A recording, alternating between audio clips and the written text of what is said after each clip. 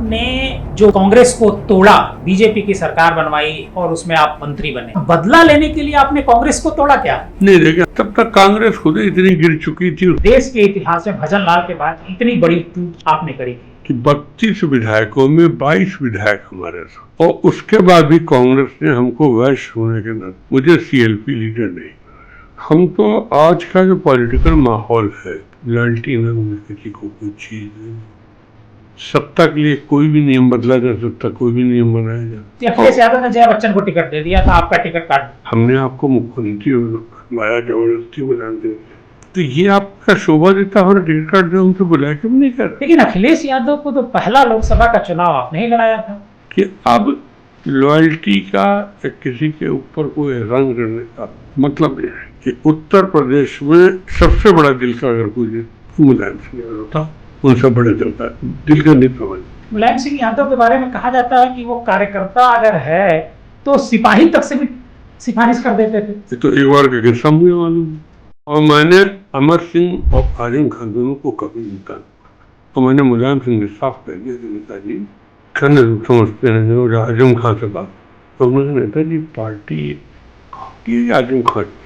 आखिर पार्टी के अगेंस्ट आपने जाकर के लड़ाया, एक कैंडिडेट और अपना कैंडिडेट जिताया, ये पार्टी अनुशासन के खिलाफ आपको नहीं लगता?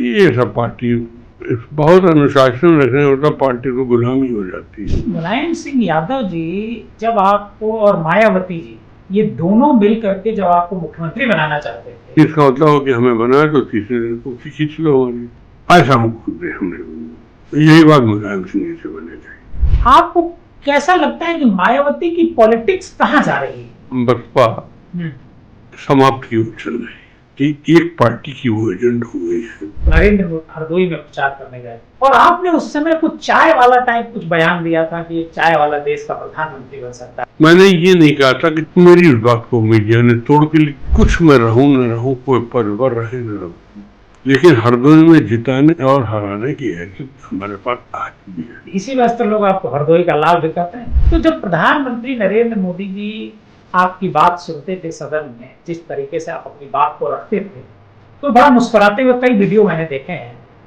और बड़ा वो आपको पसंद करते हैं। उन्होंने एक बार हमको बुलाया, नरेंद्र जी आज मैंने पूरा आपका भाषण सुना। जब आप कांग्रेस में थे तो कांग्रेस में भी आप संघर्ष किया करते। एक बार आप नरसिम्हा राव जी से हुआ, नरेंद्र जी ने मुझको जितना डैमेज पहुंचे तक कोई नहीं, वो हर बार हमारा टिकट कटवा देते थे, तो मैंने भी कहा एक बार हम भी आपका टिकट कटवा लें, मौका मिल गया। तिवारी जी एक बार संजय गांधी का चप्पल उठाते हुए कोई वीडियो मैं कहीं देख रहा था। ये भी सब था, उसी के बाद पहली बार मुख्यमंत्री बने तो जनरल मैसेज ये गया कि चापलूस से चप्पल उठाने वाला अगर मुख्यमंत्री बन जाएगा, कोई भी बन सकता है, फिर क्या।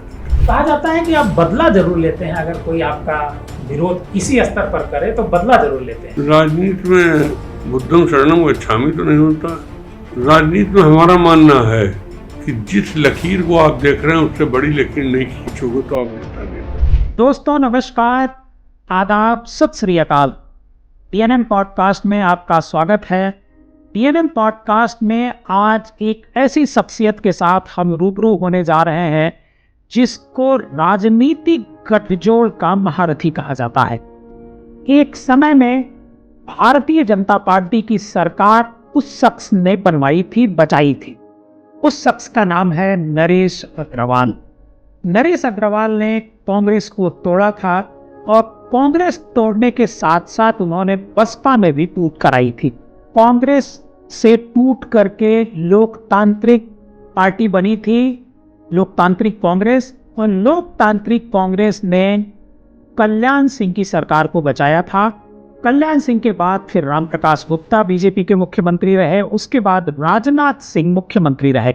नरेश अग्रवाल उस शख्सियत का नाम है जिसे हरदोई में लोग हरदोई का लाल कहते हैं, और कहा जाता है कि हरदोई में वही चुनाव जीतता है जिसको नरेश अग्रवाल चाहते हैं।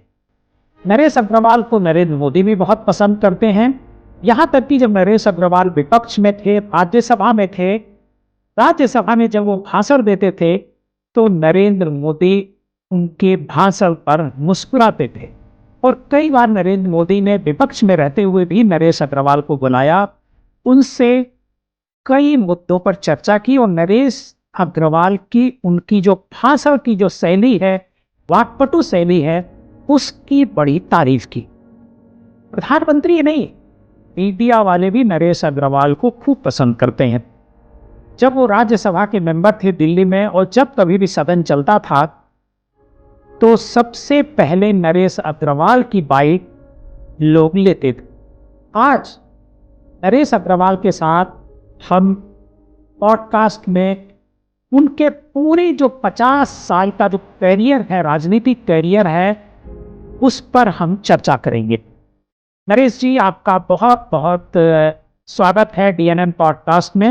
नरेश जी, मेरा पहला सवाल आपसे ये है डीएनएम पॉडकास्ट में कि आपने जो कांग्रेस को तोड़ा और कांग्रेस को तोड़ करके लोकतांत्रिक कांग्रेस बनाई और उस बीजेपी की सरकार बनवाई और उसमें आप मंत्री बने, तो क्या आपके पिताजी को जब कांग्रेस ने मंत्री नहीं बनाया था, उसका बदला लेने के लिए आपने कांग्रेस को तोड़ा क्या? नहीं, देखिए, हमारे पिताजी को मंत्री नहीं बनाने के बाद हम 7 टर्म एमएलए रहे कांग्रेस से। कोई बहुत हमारी कांग्रेस से बदले के इतने, अगर बदला होता तो हम क्यों कांग्रेस में एमएलए होते। तो ऐसे हमारा परिवार कांग्रेस का था, उस समय मिनिस्टर बने ना बने, उसकी वजह से कांग्रेस तोड़ी जाए, ना कोई पार्टी तोड़ी जाती, ना किसी कोई नियम ऐसा होता कि इसमें पार्टी तोड़ दो, इसने हमारे बाबा को नहीं बनाया, पिताजी को नहीं बनाया, भाई को नहीं बनाया। ये सब चीज़ें जो है विधिवत पार्टी लेवल पे कह दी जाती, लेकिन इसको कभी जीवन में एक वो क्षण नहीं रखा जाता कि इससे उसकी वजह से हम कुछ कर रहे हैं। मैंने बहुत साफ कांग्रेस इस बारे छोड़ी थी कि 32 विधायकों में 22 विधायक हमारे साथ थे, और उसके बाद भी कांग्रेस ने हमको वैश्य होने के नाते, बनिया में जात का था, मुझे सीएलपी लीडर नहीं बनाया। बिल्कुल स्पष्ट कारण था, तो मैंने वहीं पर से निर्णय ले लिया कि अब मुझे कांग्रेस में नहीं रहना, तोड़ना है। क्योंकि अगर डिप्टी रह के रहना है तो किसी बड़े की डिप्टी रहेंगे, प्रमोद तिवारी की डिप्टी रह के क्या फायदा। मतलब सीएलपी लीडर न बनाए जाने की वजह से आपने कांग्रेस को तोड़ा। बिल्कुल। और आपके समर्थन में 22 विधायक थे। 22 विधायक रहे, और 22 जब हमारे साथ टूट के 22 गए, जो मिनिस्टर बने 22 वो भी हमारे साथ टूट के गए, वही सब 22 थे। तो उसी समझ लेना चाहिए मेजॉरिटी किसके साथ है। लेकिन जब कांग्रेस को आपने तोड़ा तो ये पूरे उत्तर प्रदेश के, बल्कि देश के इतिहास में भजन लाल के बाद शायद पहली बार ऐसा था कि जिस इतनी बड़ी टूट जो है आपने करी थी। तब तक कांग्रेस खुद ही इतनी गिर चुकी थी, उसमें टूट क्या होती, अपने टूटने के बराबर के हिस्से में तो आ चुकी थी कांग्रेस कहाँ 50-60 सीटों पर सिर्फ रहती थी, उसके बाद 30, 32, 40 सीटों पे आई है। तो ऐसा नहीं बहुत बड़ी टूट थी, लेकिन ये सही है, भजन लाल जी पूरी पार्टी लेके गए थे, हाँ, हम आंशिक लेके गए थे, लेकिन हमारा उद्देश्य था साफ बहुत कि जीवन में अगर हम चर्चा और पर्चा खर्चा में नहीं रहेंगे तो हम राजनीति में जिंदा नहीं रहेंगे, हम राजनीति में गुलाम नहीं रह सकते हैं। और गुलामी की बेड़ियां तोड़ने के लिए मैंने कांग्रेस तोड़ी थी। लेकिन कांग्रेस को आपने तोड़ा, फिर बीएसपी में भी आपने एक टूट कराई उसी समय, ताकि बीजेपी की सरकार बनी रहे, कल्याण सिंह मुख्यमंत्री बनी रहे। कल्याण सिंह के समय तक तो आपका मामला ठीक चला, लेकिन जैसे ही कल्याण सिंह हटाए गए, राम प्रकाश गुप्ता तक भी ठीक चला, राजनाथ सिंह आए, उन्होंने आपके साथ, मतलब एक तरीके से बीजेपी ने आपके साथ सही नहीं किया। नहीं, देखिए, राजनाथ सिंह जी हमारे बड़े भाई हैं, और मैंने कोई ऐसा काम नहीं किया था। मैंने तत्कालीन मुख्यमंत्री राजनाथ सिंह जी से पूछा कि भाई साहब, राज्यसभा के लिए आप कोई नाम को रिकमेंड करके नहीं आए थे? क्योंकि कुछ लोगों ने हमें बताया कि राजनाथ सिंह फला का नाम रिकमेंड करके आए। हम उनके विरोध में थे जो नाम था। हमने उनसे पूछा, उनका नाम है कोई, मैंने किसी का नाम नहीं लिया। तो हमने कहा फिर किसी का भी नाम ले लेते ना, ले लो। बाई चांस एनडीए की बैठक थी, एनडीए की बैठक अटल जी के घर पर चल रही थी। बैठक खत्म हुई, हम निकले, अटल जी आगे चल रहे थे, अटल जी घूमे और हमसे पूछने लगे कि नरेश, ये नाम कैसा है, ये डेटा कैसा है? तो जो सत्यता थी मैंने अटल जी को बता दी कि क्या है, कैसा चरित्र है, कितना शराबी है, कितना वो है। तो मुझसे कहने किसको बनाया जाए? हमने कहा लाल विशाख बना दीजिए, हम लोग बना दें। कैलाश मिश्रा जी को बना दिया उन्होंने। ये बात अलग है कि राजनाथ सिंह को वो चीज बुरी लगी, वो शायद पुत्तू अवस्थी को बनाना चाहते थे। अब नाम मैं नहीं लेना चाहता, लेकिन ये चीज उन्हें बुरी लगी और उन्हें बनाना था। तो हमें से भी नहीं कहेंगे, उनका सहयोगी छोटे भाई हमसे 3 महीने बड़े, कुल कम से कम हमें कॉन्फिडेंस में ले लेते। क्या दिक्कत उनको कॉन्फिडेंस में लेने थी? हम मंत्रिमंडल के सहयोगी थे, हमसे कहते नरेश जी इसको बनवा दीजिए, हम बोलिए थे जीत कह रहे थे कि इसको बना दीजिए। तो मेरी तरफ से कोई गलती नहीं है, कोई चूक नहीं है। अब कोई नाराज है, आज भी है, उसके बाद चिंता नहीं। लेकिन उसके बाद भी फिर आप बीजेपी में आए, समाजवादी पार्टी और बहुजन समाज पार्टी होते हुए। बीजेपी में जब आप आए तो आपको राज्यसभा देने की बात कही गई थी, लेकिन आपको राज्यसभा नहीं दी गई। तो और इतना लंबा वक्त गुजरता जा रहा है, तो ये जो पॉलिटिक्स है इसमें आप अपने को कहाँ खड़े पा रहे हैं? हम तो आज का जो पॉलिटिकल माहौल है इसमें समझ ही नहीं पा रहे हम कहाँ से शुरुआत करें। अनिश्चितता का दौर चल रहा है, लॉयल्टी नाम की किसी को कोई चीज़ नहीं है। सत्ता के लिए कोई भी नियम बदला जा सकता, कोई भी नियम बनाया जा सकता है। विपक्ष भी कोई बहुत खास नहीं है, हाँ, स्ट्रांग तो नहीं है। तो उन सब चीज़ों को, और जो मेरा राज्यसभा का टिकट कटा तो मुझको तकलीफ हुई कि तुम्हें जय जी को टिकट देना था तो हमसे बुलाया कह तो देते। हम पार्टी के सीनियर मोस्ट हैं, हमने आपको मुख्यमंत्री बनवाया जबरदस्ती मुलायम सिंह जी से।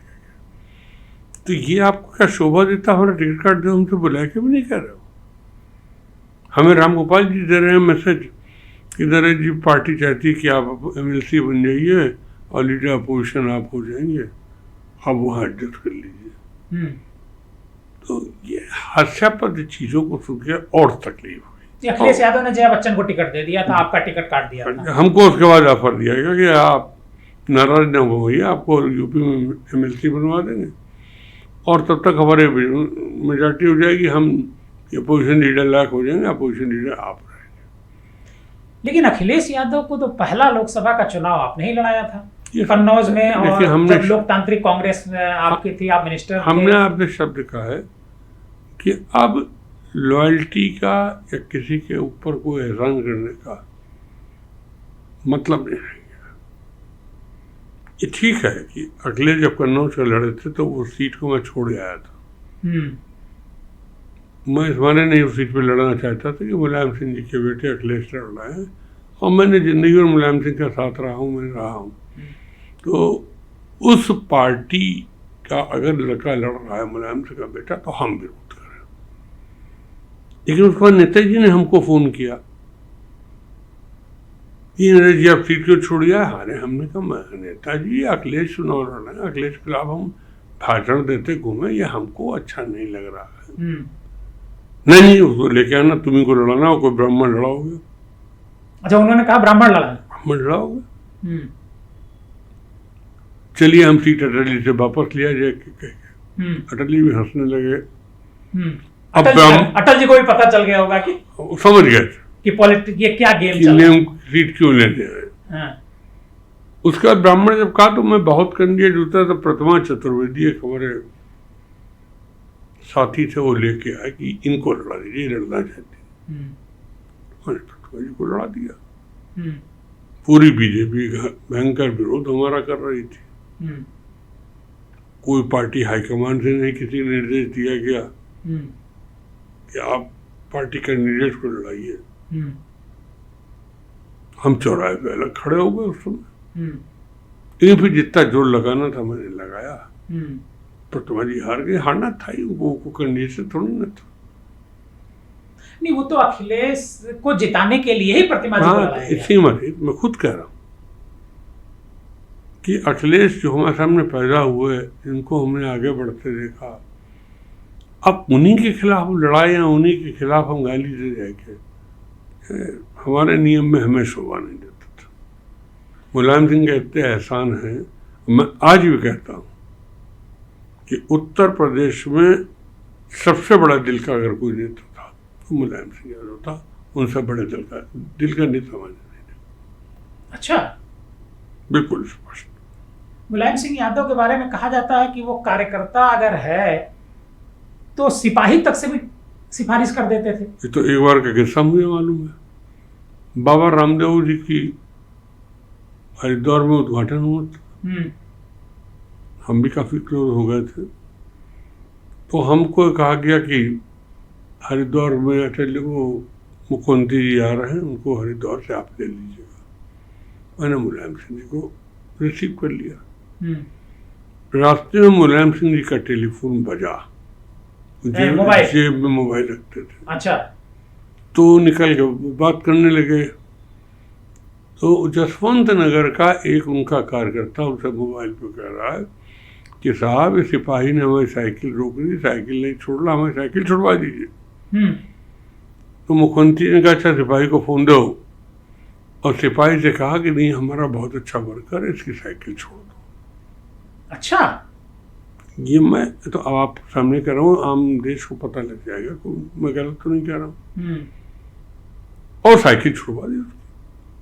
कोई मुख्यमंत्री सिपाही से कहेगा हमारे कार्यकर्ता की साइकिल छोड़ दो।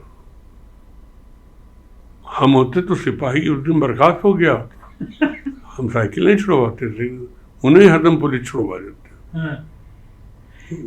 कार्यकर्ता का बदनामी हम भी नहीं सहने कुछ नहीं, कार्यकर्ता की बदौलत ही नेता होता है। और जिसने कार्यकर्ता की उपेक्षा करी वो राजनीति नहीं बढ़ सकता। लेकिन जब मुलायम सिंह यादव और अखिलेश यादव के बीच पार्टी को लेकर के झगड़ा हुआ, विवाद हुआ, तो उस समय आप मुलायम सिंह यादव के साथ खड़े नहीं हुए। ये सत्य है। राम गोपाल जी हमारी बहुत मित्रता थी, बड़े भाई छोटे भाई थे। राम गोपाल जी कई बार इलेक्शन कमीशन गए, लेकिन हमको नहीं साथ ले गए, जबकि हर जगह जाते थे। तो कुछ खुशबू तो मैं आ गई थी, कुछ हो रहा, तो मैंने राम गोपाल जी से कहा कि ऐसा भी मत करिए, परिवार को मत तोड़िए। लेकिन वो एडामंट थे, नाराज थे कि उनको महामंत्री पद से अमर सिंह ने कैसे निकाल दिया। उस समय मुझे राम गोपाल जी का साथ था, राम गोपाल जी का साथ देना पड़ा। और मैं वहां खुल के रहा अखिलेश के साथ में। इससे नेताजी आपसे नाराज नहीं हुए? हुए, मन में हुए। एक दिन नेताजी ने हमसे पूछा कि नरेश तो पार्टी से क्यों निकाल दिया गया? उसने टिकट भी नहीं दिया गया। जब आप राज्यसभा आपको नहीं मिली उसके बाद? प्लेन में मारे थे, लखनऊ नेताजी में थे। तो मैं हंसा, हमने नेताजी इसका जवाब तो आप ही के पास सब मौजूद है, मेरे पास इसका कौन सा जवाब है? इसमें कौन ऐसी चीज जो आप नहीं जानते? लेकिन आप नेता हमारे रहे, हम उन चीजों को सर। ये जो अमर सिंह थे, अमर सिंह से राम गोपाल की भी नहीं बनती थी, नेताजी की भी नहीं बनी, अखिलेश की भी नहीं बनी, और आपकी भी नहीं बनी। देखिए, मैंने अमर सिंह का वो भी स्थिति देखी जब वो पीसीसी में एआईसीसी मेंबर बनने के लिए मारे मारे घूमते थे। कांग्रेस में 3-3 4-4 गाड़ी पे आते थे, रुतबा दिखाते थे और एआईसीसी मेंबर बन जाते थे।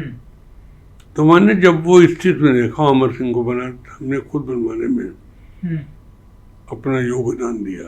उनको पीसीसी मेंबर बनाने में? एआईसीसी में। अच्छा, एआईसीसी मेंबर बने, वो बने? बने, 2 बार रहे। तो जिसको हम कर रहे हैं वो हमारा नेता हो जाए, ये कैसे मान्य है? और मैंने अमर सिंह और आजम खान दोनों को कभी नेता नहीं माना। और मैंने मुलायम सिंह से साफ कर दिया कि नेताजी, मुसलमान आपको वोट दे रहा है, आजम खान को नहीं दे रहा है। ये दिमाग से आप गलतफहमी निकाल दीजिए कि मुसलमान आजम खान की बदौलत है। और अमर सिंह मुझे पसंद नहीं है शुरू से। एक दिन हमसे बोले तुम अमर सिंह के अभी घर नहीं है, तुम घर देख लो जाके। अच्छा। कितने बढ़िया फव्वारे लगे हैं, मछली कितनी अच्छी है। हम गए साहब उस सर उठा लाए, अमृत बांटने लगे तो भी हम नहीं। नहीं, तो अमर सिंह से तो ये विवाद आपका था। अमर सिंह चूंकि आपको मंत्री, नितिन अग्रवाल को मंत्री नहीं बनने दे रहे थे जब आप राज्यसभा चले गए, लेकिन ये आजम खान से आपका इतना विरोध क्यों था? नहीं, उस समय तो नितिन का विरोध अमर सिंह जी ने नहीं किया था, आजम खान ने किया था। आजम खान ने किया था। नेताजी ने हमको बुलाया, हम नेताजी नितिन मंत्री बनेंगे। कहने समझते नहीं हो। आजम खां से बात कर, आजम खां बहुत विरोध कर रहा। तो हमने कहा नेताजी पार्टी आपकी है या आजम खां की है? हम पार्टी में आपके साथ हैं, आजम खां के साथ नहीं है। और हमसे गलतफहमी मत करिए, बेटा बने ना बने, मैं आजम खां पास जाऊँ रिक्वेस्ट करने कि मेरे बेटे को आप मिनिस्टर बना दिए, तो मेरी हैसियत क्या रहेगी पार्टी? मैंने मना कर दिया।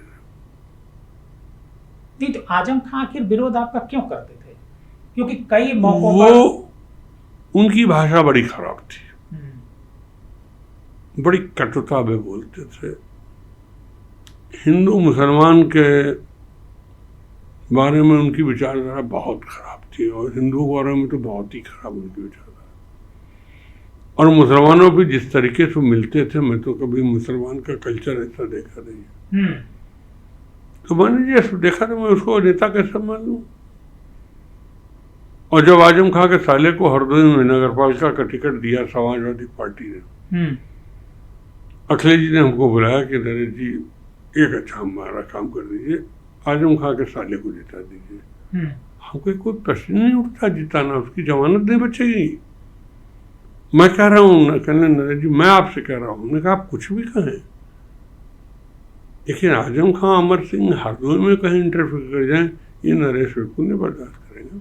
और मैं आपसे फिर कहे जा रहा हूँ, वो टिकट बदल दीजिए बिलग्राम का, नहीं तो उनके साले क्या जमानत जब्त हो गया। वही हुआ। अखिलेश जी ने टिकट नहीं बदला? नहीं बदला, उसकी जमानत जब्त हो गई। हमने एक इंडिपेंडेंट लड़ाया था। अच्छा, आपने लड़ाया इंडिपेंडेंट में? पार्टी के अगेंस्ट जाकर? हबीब मियां से लड़ाया, हबीब जीत गए चेयरमैन। आखिर पार्टी के अगेंस्ट आपने जाकर के लड़ाया, एक कैंडिडेट और अपना कैंडिडेट जिताया, इस तरह ये पार्टी अनुशासन के खिलाफ आपको नहीं लगता? ये सब पार्टी बहुत अनुशासन रखने होता, पार्टी को गुलामी हो जाती है। नेताजी ये सब चीज़ें पसंद करते थे। अनुशासन से बहुत चीज़ें मुंह पे विरोध कर जाते थे। मैं तो कहता हूँ आप ही नहीं ठीक है नेताजी के, तो मैं नहीं ठीक हूँ, मेरे ऊपर अच्छा लगा रहा हूँ, मैंने क्या करा अभी? अरे हमने कहा मैं आपसे कह रहा हूँ नेताजी के बारे में। नेताजी से उनको मुंह पे कह देता था, सुनते थे, बाद में हंस देते थे। कभी उन्होंने बुरा नहीं माना कि हमारी पार्टी में नरेश हमारा ही विरोध कर रहा है हमारे मुंह पे। यही मुझे लगता है कि तो ये चीज हमारे दिल में ऐसी बैठी कि मैं कभी जिंदगी में जब तक जिंदा हूँ मुलायम सिंह को अपना गुरु मानता हूँ। मतलब आपके राजनीतिक गुरु मुलायम सिंह, उसको कहने में संकोच। लेकिन मुलायम सिंह यादव जी जब आपको, और मायावती जी, ये दोनों मिल करके जब आपको मुख्यमंत्री बनाना चाहते थे, तो आपने क्यों? क्योंकि देखिए मुख्यमंत्री तो चाहे 10 दिन का हो, 10 महीने का हो या 10 साल का हो, मुख्यमंत्री तो मुख्यमंत्री होता है। देखिए मैंने सबसे पहले मायावती जी ने हमको बुलाया, करीब 2.5 घंटे अपने साथ बैठा था। ये कहाँ, लखनऊ में? दिल्ली में बसंत कुंज में। तो हमने मायावती जी से कहा कि बहन जी ये 4-5 मिनिस्टर हमारे साथ आप बना दीजिए, बाकी हमारे लोकतांत्रिक हो जाए, कुछ सपा के बन जाए, तो हम मिलकर फिर सरकार चला देंगे। वो कहले मेरा कोई मिनिस्टर नहीं बनेगा। तो हमने बहन जी इसका मतलब हो कि हमें बनाए तो तीसरे दिन कुर्सी खींच लो हमारी। ऐसा मुख्यमंत्री हम नहीं बनना चाहते। तो यही बात मुलायम सिंह जी से मैंने कही। हमने कहा शिवपाल यादव वगैरह को हमारे साथ मंत्री बना दिए, आप जो विभाग कहेंगे वही विभाग उसको दे देंगे, आप पूरे विभाग बांट लीजिएगा, लेकिन अगर हमको मुख्यमंत्री बनाना है तो फिर बनाने की बात करिए। ये कौन सी बात है कि हमको बनाया कि फिर हमारे नीचे से काली खींच लेना रहता है। मतलब मुझे लगता है उन लोगों का मकसद था कि बीजेपी की सरकार गिर जाए। उनका मतलब ये था कि पार्लियामेंट के चुनाव में कैसे वो लोग जीत जाए और बीजेपी टूट जाए। मतलब बीजेपी को हराने के लिए ही ये इस तरह का एक प्रस्ताव आपके सामने लाया गया था। लेकिन मुलायम सिंह यादव और मायावती, ये दो उत्तर प्रदेश की सबसे बड़ी लीडर आज की, मतलब मुलायम सिंह यादव अब नहीं रहे, लेकिन मायावती बड़ी लीडर हैं। मायावती का जो वोट गिर रहा है, उनको जो सीटें नहीं मिल रही, जैसे लोकसभा में 0 हो गई, विधानसभा में 1 सीट है। चूंकि आपने उनके साथ काम किया, एक बार मायावती ने आपको राज्यसभा भेजा, आपको कैसा लगता है कि मायावती की पॉलिटिक्स कहाँ जा रही है? देखिए हमारे हिसाब से बसपा समाप्त की ओर चल रही है। एक जनरल प्रचार बसपा के लिए हो गया है कि एक पार्टी की वो एजेंट हो गई है। बीजेपी की एजेंट उनको कहा जाता है। मुझे पार्टी का नाम नहीं मालूम, पार्टी की एजेंट हो गई है। और मैं उनके स्टेटमेंट भी देता तो वो स्टेटमेंट सिर्फ राहुल गांधी के खिलाफ, अखिलेश के खिलाफ, दो ही के खिलाफ स्टेटमेंट थे, उन्हीं को सबक बताती थी। तो उससे समझ जाते थे कि क्यों हो रहा है। तो मैं कैसे मारे उनके चक्कर। मायावती जी ने इतना हमसे जरूर कहा, मैं एमपी लड़ना चाहता, मुलायम सिंह लड़ने नहीं दे रहे तुमको कहीं से।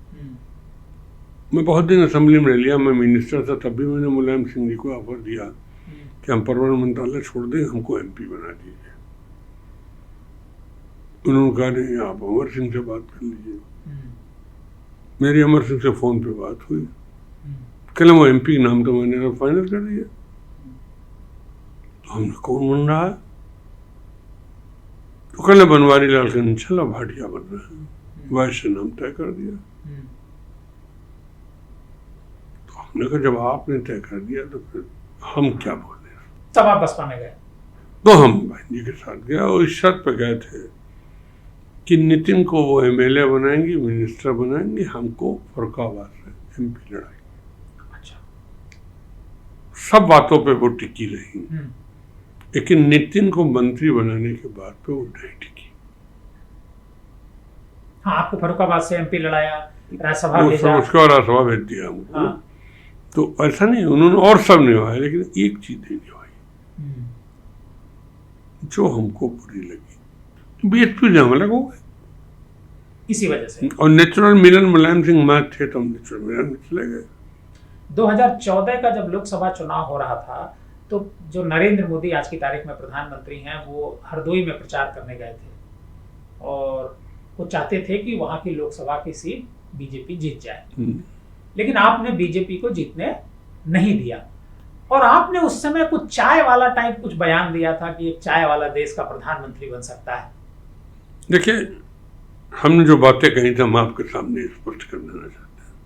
मैंने ये नहीं कहा था कि चाय बेचने वाला, मैंने कहा था एक चाय बेचने वाले की क्या सोच प्रधानमंत्री की हो सकती कि नहीं हो सकती है, इस पर विचार करना चाहिए। मेरी उस बात को मीडिया ने तोड़ के लिख दिया और मैं मोदी से मिलने गया तो मैं समझाता मुझसे नाराज हो गए। उन्होंने मुझे गले लगा लिया कि नरेश जी, आपके चाय वाले बयान से हमारा कम से कम 2 लाख वोट बढ़ गया। कहना जितने देश के चाय बेचने वाले हैं सब हमारे साथ खड़े हो गए। तुमने भाग्यशाली है, अच्छी बात है, हमारी वजह से इतना वोट आपको बढ़ गया। लेकिन मोदी जी ने भी कोई बुरा नहीं माना जी। और मोदी जी ने खुद हमसे कहा कि नरेश, मैं नितिन को हराने गया था हरदोई, लेकिन नितिन नहीं हारा, जीत गया, उसको मेरी तरफ से बधाई दे दीजिए। मैंने कहा बधाई देते हैं, लड़का है, शुरुआत उन्होंने करी है। ये सही था कि प्रधानमंत्री जी हराने गए थे, उन्होंने खुद मुझसे शब्द कहे। लेकिन अभी हरदोई में ऐसा नहीं, हम हरदोई की सीट पिछले 12-14 टर्म से देख लीजिए हमारे परिवार के पार रहती है और ऐसा नहीं किसी पार्टी के दम पे रहती है। जिस पार्टी में गए उस पार्टी, जिस पार्टी में हम गए उसको वो सीट मिली। हम सपा में गए तब सपा को मिली, हम बसपा में गए तब बसपा को मिली, हम कांग्रेस में गए तब कांग्रेस को मिली और हम बीजेपी में गए तब बीजेपी को मिली। अन्यथा उस सीट पे हमारा नाम, हमारे परिवार के अलावा कोई नाम नहीं होता था। इसी वजह से लोग आपको हरदोई का लाल भी कहते हैं। कहते हैं एक हरदोई में हमारी इमेज बनी हुई है। मुझे खुशी है कि एक हरदोई के लोगों ने माना कि बड़ा नेता हरदोई में जन्म लिया है और मैं उसका हरदम एहसान चुकाता भी रहता हूँ। कोई ऐसा नहीं कि एक बार एहसान चुका दिया। मैं कहते तो जिंदगी भर के लिए रेडी हम आपके, तो जिंदगी भर हम चुकाते रहेंगे। एक जब आप राज्यसभा में थे तो आपका एक बयान बड़ा वायरल होता रहता है, वो कहाँ से आपके दिमाग में आया? नहीं, देखिए, जब राम जन्मभूमि आंदोलन चल रहा था तो हम 89 में इंडिपेंडेंट एमएलए जीते थे, इंडिपेंडेंट एमएलए हुए थे 89 में। कांग्रेस ने टिकट नहीं दिया तो मैं इंडिपेंडेंट लड़ गया था और जीत गया था। सब पार्टियां लड़ी, उसमें बीएसपी भी लड़ी, बीजेपी भी लड़ी, सारी पार्टियां लड़ी, हम उसको जीत गए। तो जब हम जीत गए तो हमारा अंदर एक शक्ति भी अपने आप जागृति हो गई। हाँ, क्योंकि राम मंदिर आंदोलन के बावजूद भी आपके चुनाव जीते थे।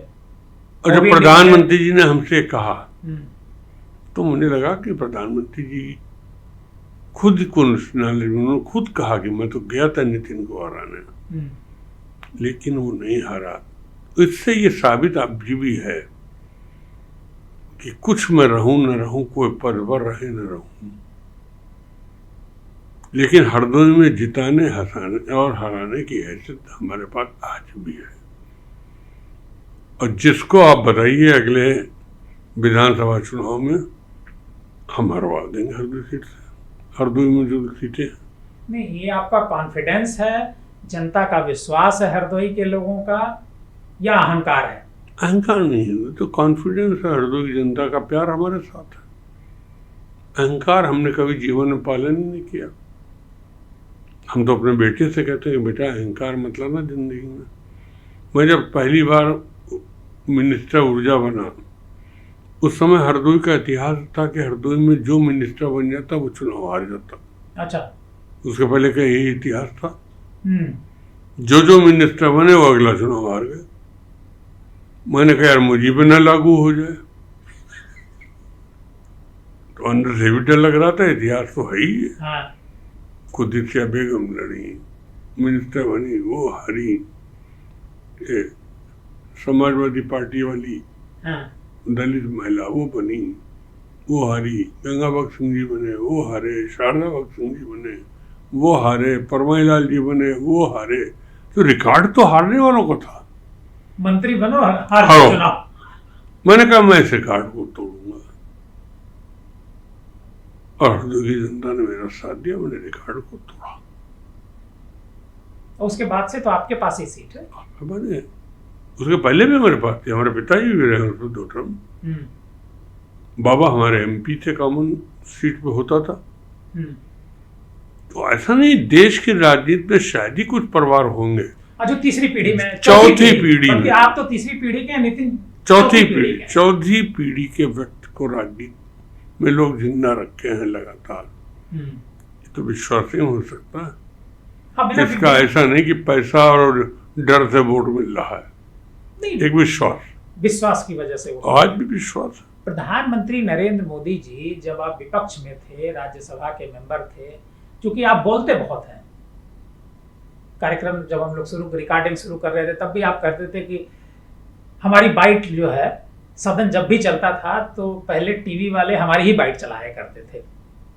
तो जब प्रधानमंत्री नरेंद्र मोदी जी आपकी बात सुनते थे सदन में, जिस तरीके से आप अपनी बात को रखते थे, तो बड़ा मुस्कुराते हुए कई वीडियो मैंने देखे हैं, और बड़ा वो आपको पसंद करते हैं। मुस्कुराते हैं। उन्होंने एक बार हमको बुलाया,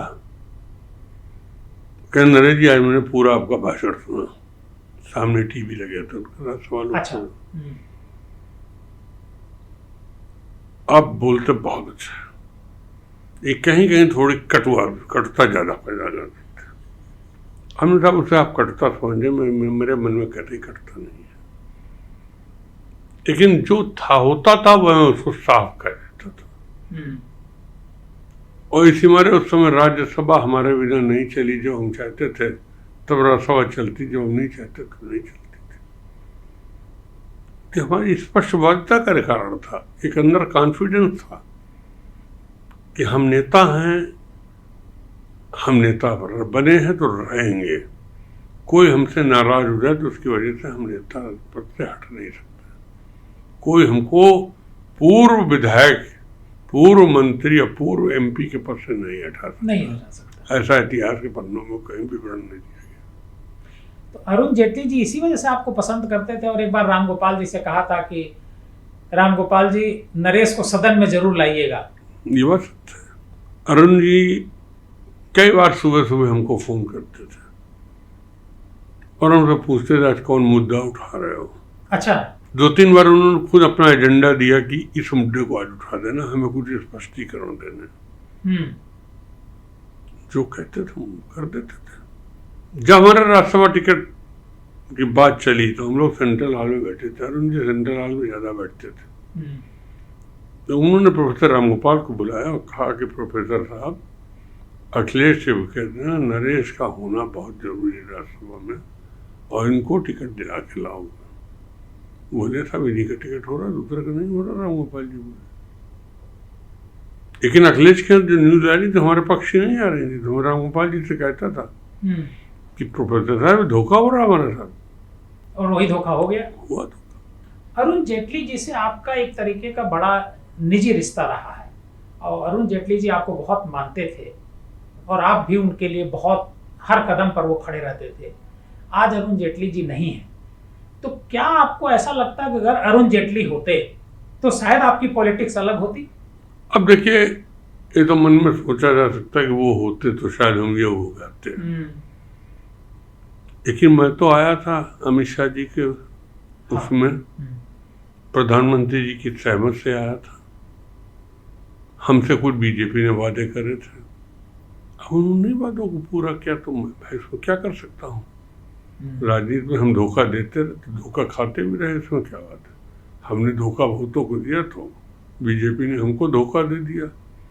आज हम भूतपूर्व बने, 7-8 साल से भूतपूर्व हो गए, अपने को उसी में जिंदगी एडजस्ट कर। लेकिन भूतपूर्व होने के बाद भी आपके यहाँ तो दिल्ली, मुझे लगता है कि हरदोई के अलावा और उत्तर प्रदेश के कई जिलों से लोग आते हैं और मिलने के लिए आते हैं, तो कोई तो करिश्माई उसमें हमारा व्यापार संगठन जो है जिसको हमने 2002 या 2003 में बनाया था, उसका भी बहुत बड़ा योगदान है। पूरे उत्तर प्रदेश में आज भी हमारा व्यापार संगठन खड़ा है, हर जिले में अध्यक्ष हैं, नगर अध्यक्ष हैं, वो सब भी मिलने आते हैं। वैसे तो आज का माहौल मिलने जुलने का है ही नहीं। आज की तो सरकार ने ये भी नहीं रखा कि हम मंत्री से कोई मिलने जाए, एमएलए से कोई मिलने जाए। तो हमें हमारे संगठन वाले आते हैं पूरे प्रदेश से, उनसे मिलते हैं, बात होती है, जहाँ समझते हैं वहाँ मीटिंग हम लगा देते हैं, नितिन चले जाते हैं, बस इतना बात काफी। अब समाजवादी पार्टी और कांग्रेस में तो एमएलए रहे, समाजवादी पार्टी और बीजेपी की सरकारों में आप मंत्री रहे लंबे समय तक।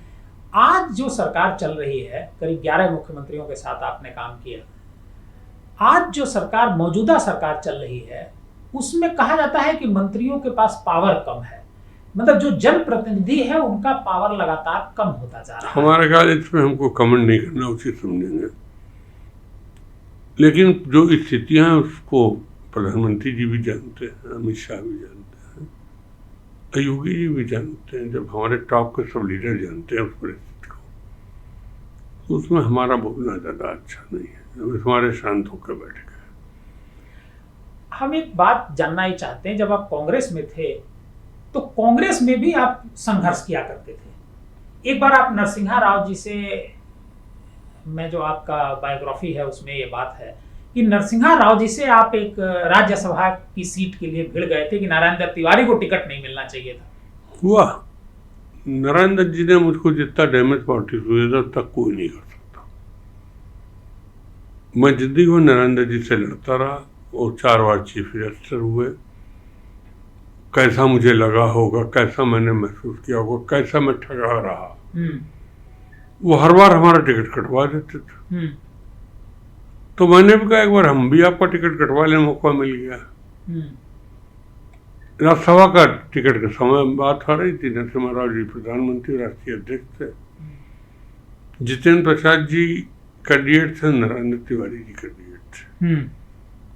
जितेंद्र प्रसाद जी हमारे बड़े भाई थे, हमारे वेल विशर थे, हम उनके पक्ष में थे। और मैंने करके 10 बजे रात को नेक्स्ट डे प्रधानमंत्री जी के बाहर जा रहे थे, हम प्रमोद तिवारी, बलराम सिंह यादव मिलने गए नरसिम्हा राव से, और हमने नारायण दत्त का जितना विरोध हो सकता था किया। हमने कहा ये टिकट हम लोग स्वीकार नहीं करेंगे। उन्होंने टिकट काट दिया, जितेंद्र प्रसाद जी को टिकट मिल गया। उसके बाद पंडित जी हमें बुलाया, जिस स्थिति में हमने देखा मुझे वो अच्छा ही नहीं लगी वो चीज़ को कि हमसे इतने बड़े हैं, हमारे पिताजी के साथी रहे, आज जिस स्थिति में खड़े हैं हमसे प्रार्थना कर रहे हैं। मैंने पैर छुए उनके, मैंने कहा पंडित जी आज से मेरी तरफ से आपका कोई विरोध नहीं। और मैंने उस दिन से नारायण जी का विरोध करना बंद। नरेंद्र तिवारी जी एक बार संजय गांधी का चप्पल उठाते हुए कोई वीडियो को मैं कहीं देख रहा था। ये तो कामाकाटा मारू नगर जो था चंडीगढ़ में, वहाँ कांग्रेस का सेशन था, हम लोग लड़के थे, तो स्पेशल ट्रेन जाती थी, पिताजी जा ही रहे थे तो हम भी ट्रेन में चले गए। हमारा एम था कि इसी बहाने शिमला घूम आएंगे चंडीगढ़। हमारा चंडीगढ़ सेशन एम नहीं था, हमारा एम चंडीगढ़ था, और चंडीगढ़ से हमारा शिमला था, शिमला घूमने का। कभी देखा नहीं था, तो गए भी शिमला, और शिमला में 2-3 दिन बिताए। एक दिन जब हमने संजय जी की चप्पल उठाते देखा तो कुछ तकलीफ में हुई। तो उसी के बाद तो शायद मुख्यमंत्री बन गए थे। उसके बाद वो मुख्यमंत्री बने, ये भी सत्य। उसी के बाद पहली बार मुख्यमंत्री बने। तो जनरल मैसेज ये गया कि चापलूस से चप्पल उठाने वाला अगर प्रदेश का मुख्यमंत्री बन जाएगा तो कोई भी बन सकता है, फिर क्या दिक्कत है। और हमारे ख्याल चापलूसी का प्रचलन वहीं पर से चला भी। कांग्रेस को कभी चापलूसी का प्रचलन नहीं था, लेकिन वो दौर कांग्रेस से ही शुरू हुआ, और आज उसी दौर के एक बहुत अपर लेवल पे हम लोग आज घूम रहे हैं। लेकिन जब आप एमएलए थे, मंत्री नहीं बने थे कांग्रेस में, तब भी आप किसी मुख्यमंत्री तक का विरोध, नरेंद्र तिवारी का आपने विरोध किया, आपने वीपी सिंह का विरोध किया, मतलब बड़ा कोई भी हो लेकिन आपने विरोध जरूर उसका किया। गलत, मतलब मुझे लगता है गलत बात। वीपी सिंह जो थे उनको इंदिरा जी ने बना दिया चीफ मिनिस्टर, हम लोग सब विरोध कर रहे थे। हम लोग करीब 50 या 55 एमएलए इंदिरा जी पास गए थे कि वीपी सिंह को मत बनाइएगा, संजय गांधी को बना के भेज दीजिए। इंदिरा जी उस पर सहमत नहीं। वीपी सिंह जी बाहर ही टहल रहे थे जब आप लोग विरोध कर रहे थे इंदिरा जी के पास, तभी वहीं बाहर टहल बंगले पर ही। हम लोग बाहर विरोध करके निकले, उनका नहीं वीपी सिंह को बना देते। तो मैं समझ गया जब मैं इनका विरोध करके निकल रहा हूँ तो मुझे क्या प्रसाद इनसे मिलेगा, अब इतना भी नहीं समझते।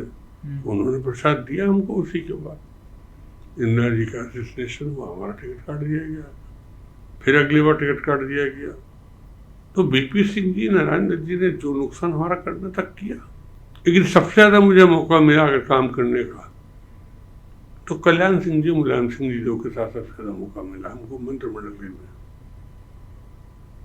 अब मैं किसको बड़ा कहूँ किसको छोटा कहूँ ये मैं नहीं कर पा रहा। कल्याण सिंह और मुलायम सिंह ने किसको बड़ा कहूँ किसको छोटा कहूँ, दोनों सत्यता में विश्वास करते थे, बात कहते थे, बात का पालन करते थे, और एक ऐसा चेहरा देश के लिए वो हो गए थे जो प्रधानमंत्री की लाइन में लगे। आप मुझे लगता है कल्याण सिंह की बात कर रहे हैं। अगर कल्याण सिंह जी नहीं छोड़ते बीजेपी तो कल्याण सिंह जी प्रधानमंत्री देश के जरूर बनते। तो हमने अपनी किताब में भी लिखा है। अब है लोग लिखा था, भाग्य की रेखा लिखी है सबकी। कहा जाता है कि आप बदला जरूर लेते हैं, अगर कोई आपका विरोध किसी स्तर पर करे तो बदला जरूर लेते हैं, ये क्यों ऐसा? राजनीति में बुद्धम शरणम गच्छामि तो नहीं होता। राजनीति में हमारा मानना है कि जिस लकीर को आप देख रहे हैं उससे बड़ी लकीर नहीं खींचोगे तो आप नेता नहीं बन सकते। आज लोग राजनीति में लकीर मिटाने की कोशिश कर रहे हैं, बड़ी बनाने की नहीं कर रहे हैं।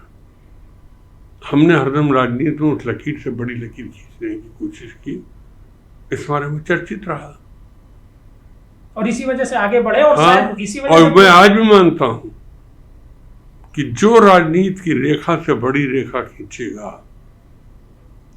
वही इस देश का भविष्य है। अगर आप आज चूंकि 50 साल आपकी राजनीति में कंप्लीट हो गए, 91वां साल चल रहा है, अगर आज की पॉलिटिक्स में आप 30 साल आपकी उम्र होती अपनी पता नहीं उस 30 साल की उम्र में किधर भटक जाते, क्या हो जाता। तो अब जब उम्र गुजर गई, वापस आ नहीं सकती, तो उस पर क्या कमेंट करें। ये तो बात सही है, लेकिन जब आज की जो पॉलिटिक्स है और जो पिछली पॉलिटिक्स, हालांकि आप आज़ादी के बाद आपका जन्म हुआ, लेकिन आपने एक तरीके से जो आज़ाद भारत था उसको उभरते हुए आपने देखा, क्योंकि एक ही 2 साल बाद आपका जन्म हुआ। जब भारत आज़ाद हुआ उसे एक ही 2 साल बाद आपका जन्म होता है। तब और आज की पॉलिटिक्स और डेवलपमेंट, इसको आप किस दृष्टि से देखते हैं? मेरे ख्याल आज तो पॉलिटिक्स का रूप ही दूसरा हो गया। पहले अब पॉलिटिक्स तो पॉलिटिक्स की प्राथमिकता धन हो गई। मुझे कहने में संकोच होता, आप देख लीजिए, जो आदमी रिक्शे के पैसे नहीं दे पाता था एमएलए होने से पहले, वो जीतता है, दूसरे दिन उसके पास नई गाड़ी आ जाती है, उसका मकान नया बनने लगता है। 4-4 गाड़ी से चलते हैं एमएलए। हम तो एक की बात सिर्फ कर रहे हैं। तो मतलब बड़ा साफ है कि आज उद्देश्य सिर्फ और सिर्फ पैसा। ये एक बहुत बड़ी कमी देश के लिए है कि हम आज अपनी पीढ़ी को राष्ट्रीयता नहीं सिखा पा रहे हैं। हम अपनी पीढ़ी में देश प्रेम नहीं डाल पा रहे हैं, और हमारी नई पीढ़ी को टीवी ने इतना बर्बाद कर दिया कि क्या भविष्य उनका होगा उन्हें भी नहीं मालूम, हमें भी नहीं मालूम। ये देश के लिए बहुत अच्छा नहीं है। मैं प्रधानमंत्री जी से कहूँगा इस पर करीब करीब अगर एक बार इस पर बैठक करके वार्ता कर लें तो हम लोग असली चीज तो सामने रख दें। नहीं, बदलाव कैसा? जैसे करप्शन। देखिए, करप्शन शब्द जो है वो सिर्फ डिक्शनरी का रह गया। क्या इसको डिलीट कर दिया जाए? उसको डिलीट कर देना चाहिए। ईमानदार वो जिसको बेईमानी का मौका ना मिले। आज लोग ये कहते हैं, हमसे बहुत लोग ये बात को कहते हैं, लेकिन ऐसा नहीं, ईमानदार नहीं भी है। हमारे मुख्यमंत्री के ऊपर तो बेईमानी का चार्ज लगने नहीं, मुख्यमंत्री जी तो निहायत ईमानदार, मुझे लगता है कि पूरे कार्यकाल हमारे ख्याल हमारी सरकार को भी कोई बेईमान नहीं कर सकता। नहीं, सरकार को ये हाल मोदी जी का है। न योगी जी के कोई आगे पीछे, न मोदी जी के कोई आगे पीछे, तो वो पैसा किसके लिए इकट्ठा करेंगे? लेकिन और लोगों की आप स्थिति देखिए क्या है, उससे हमारी कही बात सत्य साबित हो। आज जो पॉलिटिक्स हो रही है, उस पॉलिटिक्स में जो युवा है वो पॉलिटिक्स की तरफ आना नहीं चाहता है। जो ठेकेदार हैं, जो कॉलेज चलाते हैं, स्कूल चलाते हैं, या क्रिमिनल्स हैं, वो ज्यादा पॉलिटिक्स की तरफ आ रहे हैं। तो पॉलिटिक्स लगातार खराब होती जा रही है। देखिए, एक तो क्रिमिनल शब्द को आप लोगों ने, मीडिया वालों ने ऐसा कर दिया कि अगर आप पर एक मुकदमा दर्ज हो गया तो आप अपराधी हो गए। हम लोग विपक्ष में थे, रोज सत्ता पक्ष के खिलाफ प्रदर्शन करते थे, काला झंडा दिखाते थे, विभिन्न दफाओं में बंद कर दिए जाते थे। हम पर भी 10-12 मुकदमे चले, लेकिन वो सब राजनीति का हिस्सा था, वो क्रिमिनल वाले नहीं था।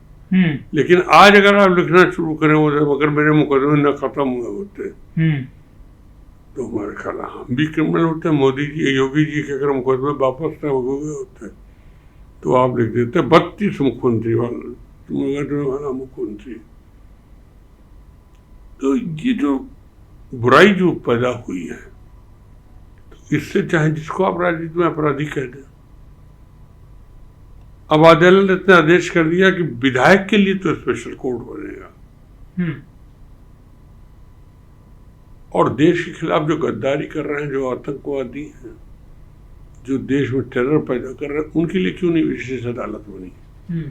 उनके लिए विशेष अदालत बननी चाहिए। तो कम से कम जेल में जो बिरयानी खा रहे हैं आतंकवादी लोग, जेल में जो कर रहे हैं, उनको भी तो तुरंत सजा मिल जाए।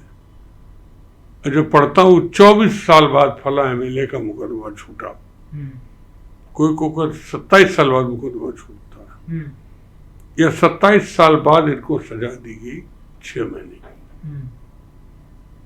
दुख होता, पीड़ा होती है कि पॉलिटिकल मूवमेंट को भी अगर हमने क्रिमिनल उसको लेके तो क्रिमिनल सोच में अगर उसको अदालत में ले लिया तो नेता तो अब खत्म ही है। अब कहीं हम तो किसी जनता के नेता को विरोध करते ही नहीं देखते। आज कोई नारा लगा नहीं सकता, सरकार के खिलाफ बोल नहीं सकता, झंडा सरकार के खिलाफ उठा नहीं सकता, ट्वीट सरकार के खिलाफ कर नहीं सकता। अगर कर देंगे तो आप बंद हो जाएंगे, ठीक बात है। तो फिर डेमोक्रेसी काहे की है, किस बात की डेमोक्रेसी है?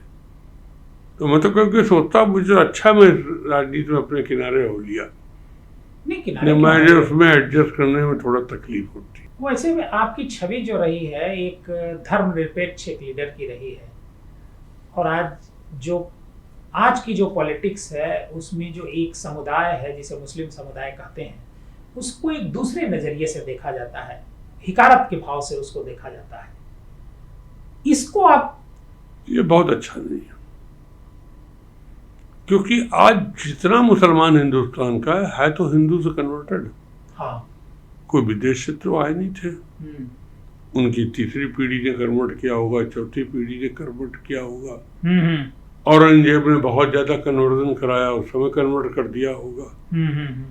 तो हमारे मुसलमान है ही कहाँ? इस तो जबरदस्ती हम उनको मुसलमान मुसलमान चिल्ला रहे हैं तो हमारे बीच के। ये ठीक है, मैं हिंदू हूं, मुझे गर्व होता है कहने में कि मैं हिंदू हूं। मुझे सनातनी ज्यादा नहीं, सनातनी क्या होता है मुझे ज्यादा नहीं उसका ज्ञान है, लेकिन मेरे मुसलमान से भी उतने संबंध रहे। हम जिस मोहल्ले में पैदा हुए वहाँ फ्रंट रूम में सब हिंदू रहते थे, बैक में सब मुसलमान रहते थे पीछे मोहल्ले में। तो हम तो जाने नहीं ईद कब हो रही है, बकरीद कब हो रही है, होली कब हो रही है। ऐसा महसूस ही नहीं होता कि मुसलमान है हमें होली खेलने नहीं आएंगे, ईद है तो उनके मिलने नहीं जाएंगे, ये तो नहीं होता। अब ये चीज हो रही है तो देश को सोचना चाहिए इस चीज। नरेश जी, डीएनएम पॉडकास्ट में आपने बहुत ईमानदारी और बेबाकी से बात की, इसके लिए आपका दिल से धन्यवाद। आप जैसे नेताओं से बात करना आज की पीढ़ी को राजनीति को समझने का मौका देता है। फिर मिलेंगे एक नई बातचीत में, एक नई शख्सियत के साथ, एक नए चेहरे के साथ। तब तक के लिए नमस्कार।